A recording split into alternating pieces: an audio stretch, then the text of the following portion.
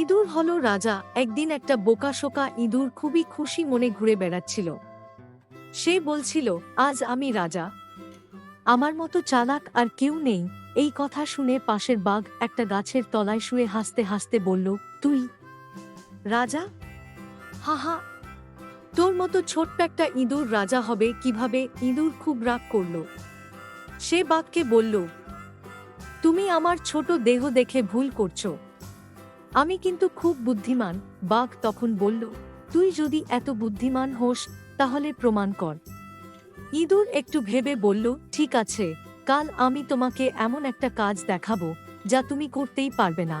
পরের দিন ইঁদুর বাঘের সামনে হাজির। তার মুখে ছিল একগাদা তুলো আর বাঁশের টুকরো।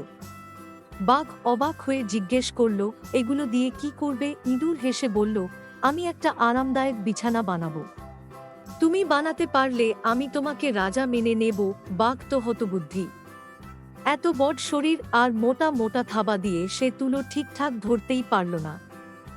অন্যদিকে ইঁদুর ছোট ছোট দাঁত আর হাত পায়ের সাহায্যে খুব দ্রুত নিজের জন্য নরম তুলোর বিছানা বানিয়ে ফেলল। বাঘ তখন মাথা নত করে বলল, ঠিকই বলেছিস, তুই সত্যিই বুদ্ধিমান, তোর তুলনায় আমি আসলেই অলস আর কমজ্ঞানী। সেই থেকে বাঘ আর কখনো ইঁদুরকে ছোট বলে উপহাস করেনি, বরং সবাই বলতো ইঁদুরের বুদ্ধি বড়দেরও হার মানায়। ছোট হলেও নিজের বুদ্ধি কাজে লাগিয়ে বড়দের চমকে দেওয়া যায়।